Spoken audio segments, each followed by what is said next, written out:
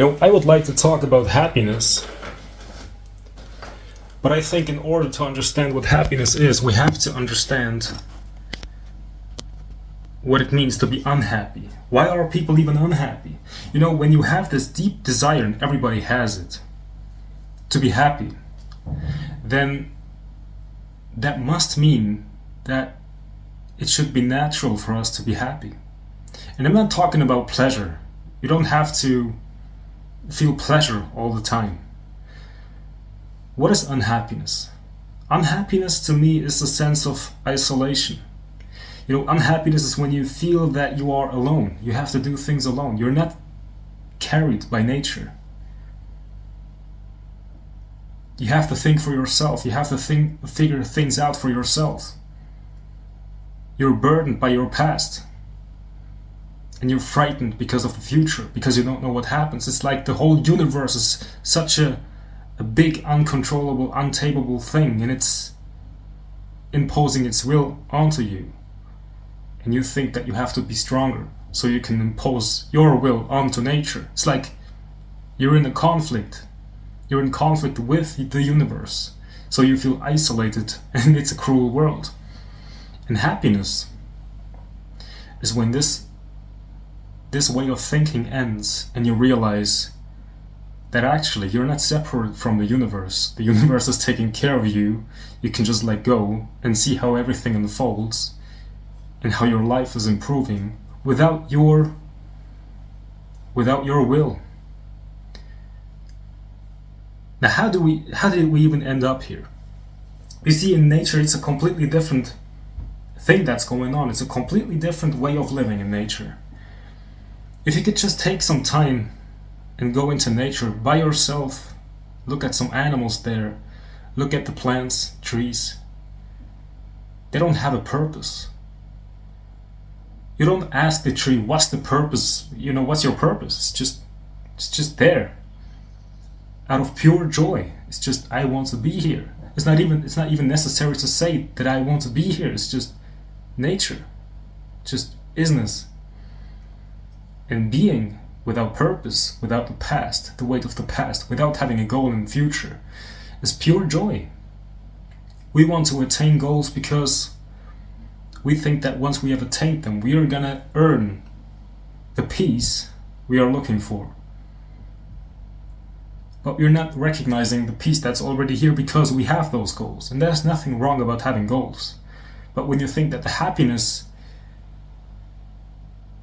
lies in the attainment of your goals, then you will never feel happiness. You will never know what it means to be one with your true nature. You will never know what it means to be at home. Some people go home and they feel threatened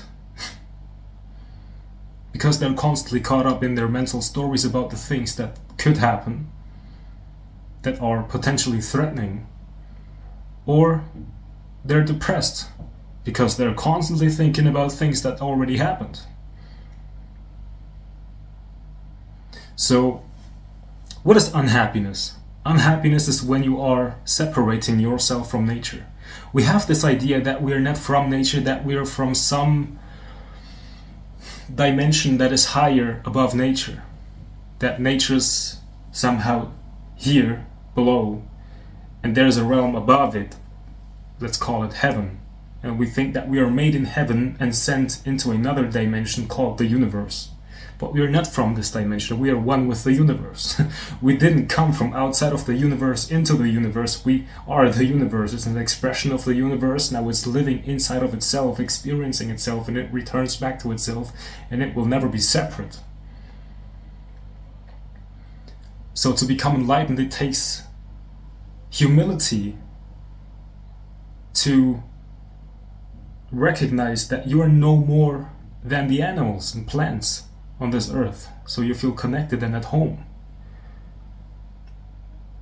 In order to become unhappy, in order to suffer, you have to assume that you're somehow more than nature. Because you're constantly, human beings have created this conceptual reality. They have separated the good from the bad. And because we are part of nature, we have good and bad, because there's actually no such thing as good and bad. There's just what is, right? Day and night, yin and yang. It's just part of what is. Nature's accepting everything. And because we are part of nature, we have the wholeness of nature in us. We're not constantly perfect. We make mistakes. But when the human being is constantly criticizing itself for making mistakes and is only happy when it's doing something that is good, then that's a very sad human being. You know, when our personal ideals are constantly criticizing our natural self, then we become sad and unhappy. And that's what happens. You know, most people on this earth are living like this, constantly judging themselves and others for being completely natural. Because we have this idea that how things should be. And we're criticizing things that shouldn't be. You know, nature is accepting the beautiful flower and the ugly flower. And we separate the good, the beautiful and the ugly flower. I hope you understand what I'm talking about. And now we're doing the same thing in our lives. We're proud of what we are doing good, and we are ashamed about the things that we're not doing good. And so we are criticizing our human nature as if we are something more than nature. I didn't want to say human nature. Let's forget the word human. It's just nature. We are criticizing ourselves for being natural. And we want to become something more than natural. Because we are living in this illusion that we came from somewhere above nature. But there is only nature.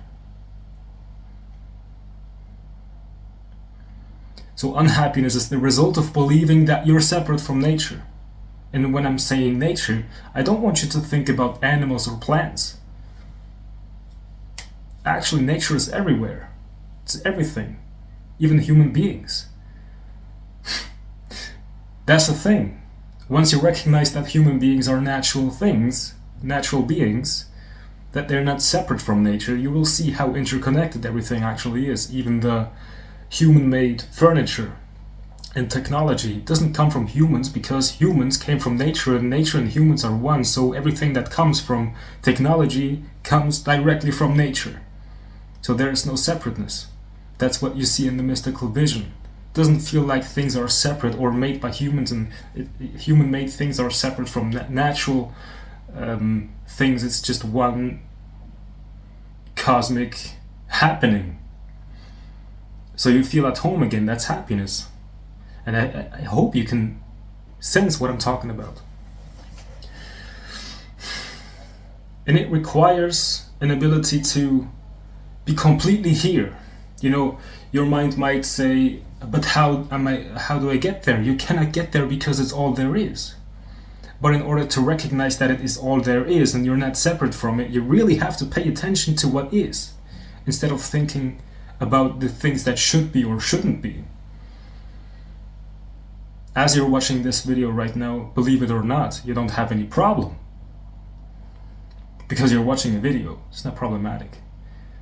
So your mind might say that you have an appointment tomorrow, and that could be a very problematic time to be in, but you're not there. So what does it take to be actually here? It doesn't take much. You just stop thinking. And you don't have to suppress your thinking, because if you would try to suppress your thinking, that is just a thought, that is suppressing another thought. But really just recognizing what is actually here. Is there any purpose in being here? You know, people are addicted to the thinking about themselves. They want life to have meaning.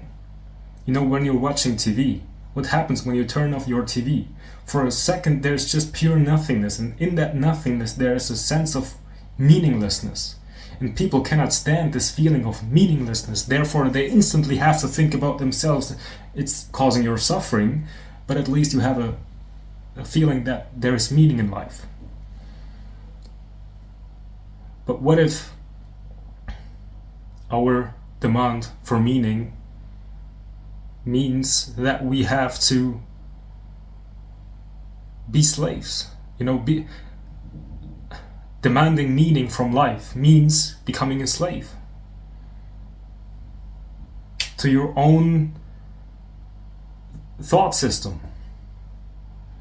And having absolutely no meaning leaves room for creativity, leaves room for happiness and joy, for authenticity and this freshness.